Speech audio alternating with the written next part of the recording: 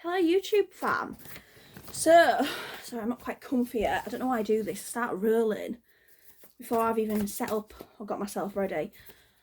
I'm doing a little collective, as you probably guessed. Solely for the YouTube gang or anyone coming over from Instagram to view it. So it'll only be posted exclusively to Zoe and I's YouTube. I'm going to ask what's coming in for Aries season because, to be fair, the reason why I'm doing this solely for YouTube is simply because I did actually do a little mini one of these already on Insta I think it was on the actual spring equinox. So I just want to see what's coming in for Aries season. So this is obviously for those in connections that you would describe them as your divine counterparts. So whether you resonate with the twin flame label or a high level soulmate or even just soulmate, these are for connections that are on a spiritual journey and have like a lot of, spiritual attributes. Sorry, I couldn't get that word out. So like healing, growing, learning lessons together, living a purpose together, that kind of thing. Those that are in separation more so than not, but some might come through who are in reunion or even in union, because like some twins do the work in union. So take what resonates. But yeah, anyway, just seeing what Aries season's bringing in, because we've had pretty heavy energies for Pisces, and something I have noticed is that some of the lessons, I felt like in Pisces season it was a really big purge for me. Like it was one big purge. And don't get me wrong, we still got an eclipse corridor. We still have a partial solar eclipse to come. We still have Mercury retrograde and Venus retrograde in situ, and as well as I think it's Neptune. There's something going on with Neptune and Aries towards the end of the month. So there's still a lot of dense energies. But I feel like the triggering that was coming up in Pisces season has now kind of edged off, and the energy is so much lighter. But what I have found is what lessons came up for me in Pisces season, I'm now having to put them into practice. I'm now having to put some action behind the lessons. So it's really interesting, because it's interesting to see this dynamic play out. So I wanted to see what was coming up really for twins who resonate maybe with that energy. Yes.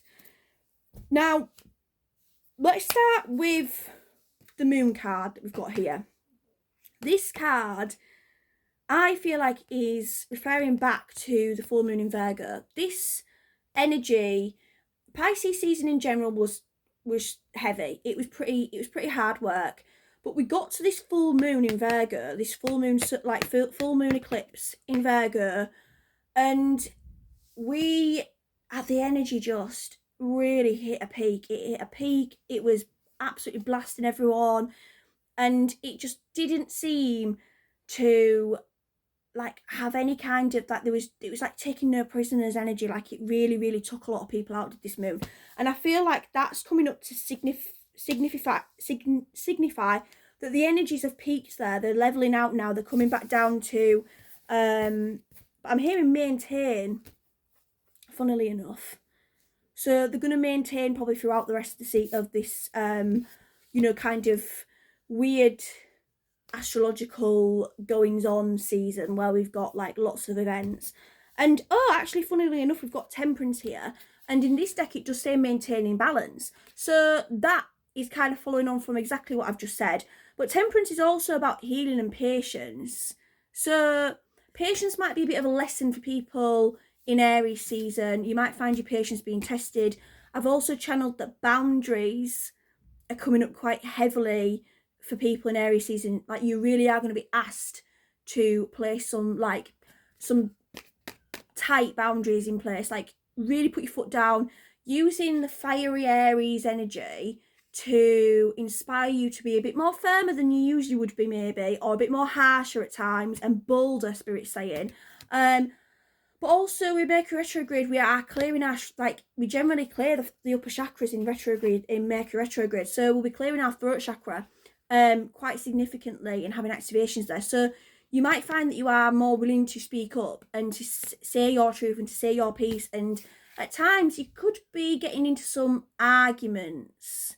Now, this energy, although it's not ideal, it's happening for a reason. And again, going back to maintaining balance, sometimes in order to rebalance, you have to hit these levels that are not ideal, like these levels of maybe acting rash or doing something on the extreme end of the scale, so that you go, oh, hold on a minute, I don't really like what I just did there. And then you take it back a notch and you learn from it and you change and you grow. And I feel like that's happening with, we've had some lessons come up in Pisces season or some healing come up in Pisces season.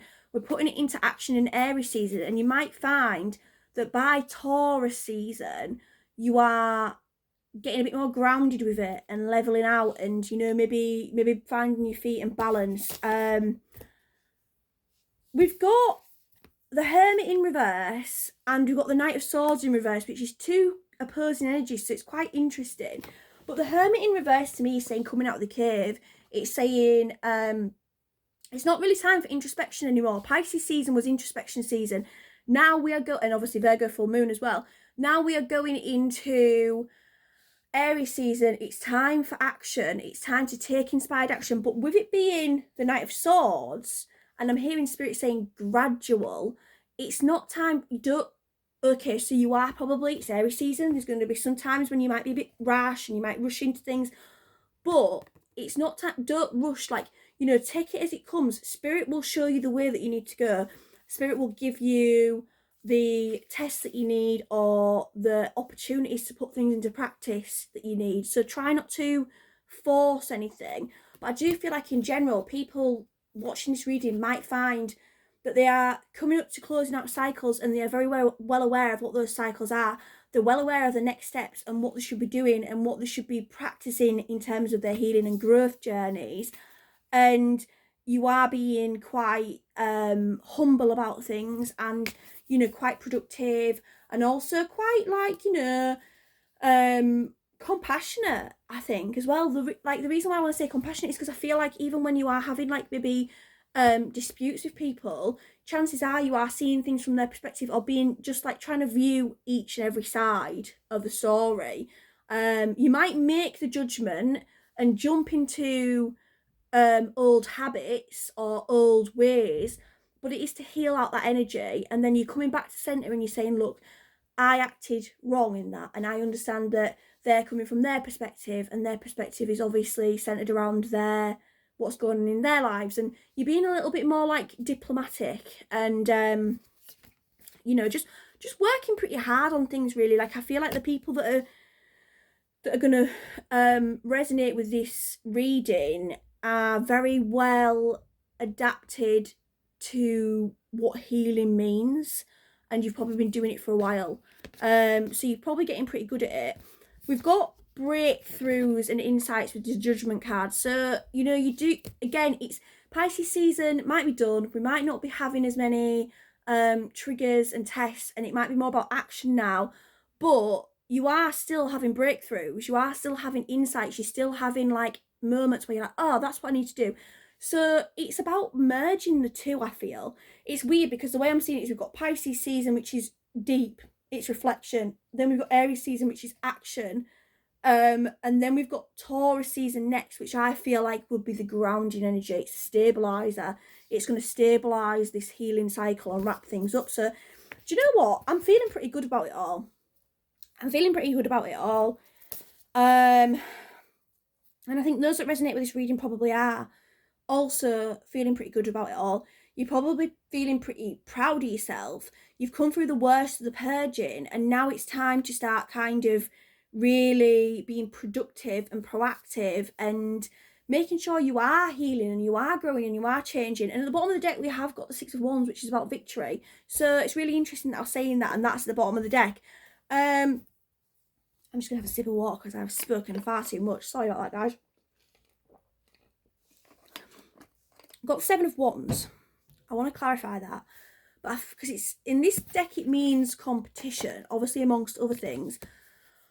And I'm feeling like that's self competition. It feels like you are. I mean, I'm looking more at the actual imagery here, because we've got a woman shooting bow and arrows at a target. And what I'm feeling like with this is that it's practice makes perfect kind of vibes with that. And then we've got the Ace of Wands, which is always a wonderful sign to see in any reading, but especially in a fire sign reading, like an Aries season reading, because obviously it's passion, it's initiative, it's an innovator, it's source energy, it's like fieriness, it's like new beginnings. So there's a lot going on, and I want to clarify it actually to see what else is coming through. What else have you got for the Ace of Wands? Right, okay, so we have got working on your transformations, but also endings with the Death card. You know, this is a time for you to really be proud of yourself and to know that you are changing. You are changing, you are growing, you are really coming into your own as a spiritual being.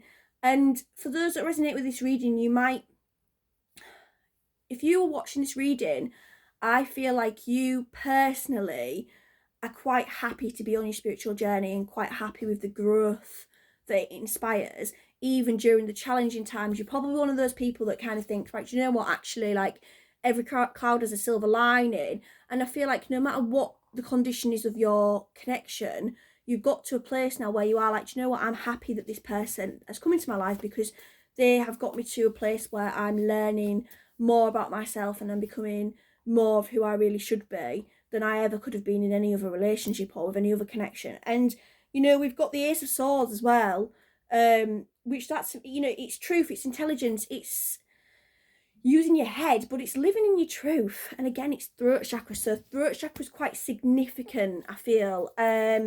You could be really, really purging around your throat chakra. So expect lots of tests that relate to speaking your truth, speaking up, using your voice, not shying away. So let's see what else we've got going, because we've not really touched upon anything within the connections. So I'm going to see if we can get anything about what's going on in the connections specifically.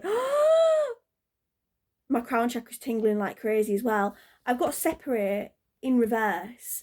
So I do feel like for most watching these readings, you'll find that your connection is coming into union pretty quick. And that's something else I've been channeling between for a big portion of a group between April and probably like July time, end of July, beginning of Leo season, end of Cancer season. We're going to see a lot of unions. We've got a lot of communication coming in that same time, a lot of meetups, but yeah, a lot of unions as well. Like, let's see, and I'm hearing happy, and I'm hearing holidays as well, which I know could be like imply the holiday season, but for me as a UK citizen, as an English lady, we call vacations holidays, and to me it's about going on a holiday, going on a vacation, and being happy as well. So that might be coming up for some who are more established. And it's funny because obviously I was saying this, and before I've said about happy, the happy with you cards come out from this deck as well. So I feel like these connections are in a really good place. We've got the answer is yes, email, call or text, catching feelings and delays ahead. So you guys, you're really good. You're in a really good place. You're very happy in your connection, in or out of communication, with or without telepathy and energetic connection. You know, whatever's going on, if you are watching this reading, you're very happy in your connection, very happy with your divine counterpart, lots of unconditional love coming in. You know, you want union, but you are kind of doing your own stuff too. You're kind of happy to just see what happens.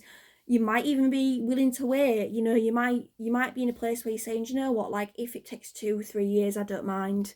Like, I can wait. I can wait for that person. Like, for people watching these reading you and resonating with it, you're not looking elsewhere, you're not wanting, you're not pining after union, you're not chasing it, you're not in chasing energy, you're in a receptive receiving energy. And we've got coming to an end. You're really close to union. You guys that are resonating with this, you are really close to union. We do have delays ahead, and as I'm saying this, it will take time as well. So it's not going to be instant, but it is going to be sudden, and it is going to come round quicker than you think. But there does have to be a bit of a process. We've got romance blooming, so that to me is saying it's like something growing, it's growing from something. I don't feel like it's going to be something that happens like you're going to probably have like stages, and you're going to develop, there's going to be a development. It's not just going to be crash bang straight into union, moving in together kind of vibes. There's going to be a courting of each other, and there's going to be, I do think as well, for some, especially if you do have communication in situ, for some there's going to be a case of you might wobble in and out of communication, and like it might be like they pull back a little bit because there's like some intense energies. So just bear in mind, let things stabilize. But I am definitely getting from between now, Aries season, and to about, well, to the end of Cancer season, beginning of the Leo season, that's when you're going to see a lot of movement in these connections. Anything else to finish the reading? Anything else? Let's see. I don't think Spirit's wanted to give us any more messages, but we will just try one more time. No, Spirit says we're done. We're done. If we're done, we're done. We are done. So, 10 of Wands, we're done. So, you know, obviously this is going on YouTube, as I said. But as always, please do let me know, reach out in any way, shape or form. So whether it's commenting below on the YouTube video, DMing me on Instagram, whatever, let me know what other videos you want to see, like what other collectors you want me to see, because I have been doing these collectors more and more. I do enjoy trying to touch upon a few different varieties of areas, like no contact, spirit baby readings, that kind of thing. But I have been thinking other readings I could do. So star sign readings, let me know if that's interesting to you guys, if that's of interest. And even past life readings, you know, that I could probably do that for a collective. So let me know if you're interested in me doing any of these other readings, or if you've got any other suggestions, because I'm all ears really. I like to vary it up a bit. And yeah, thanks for watching, guys.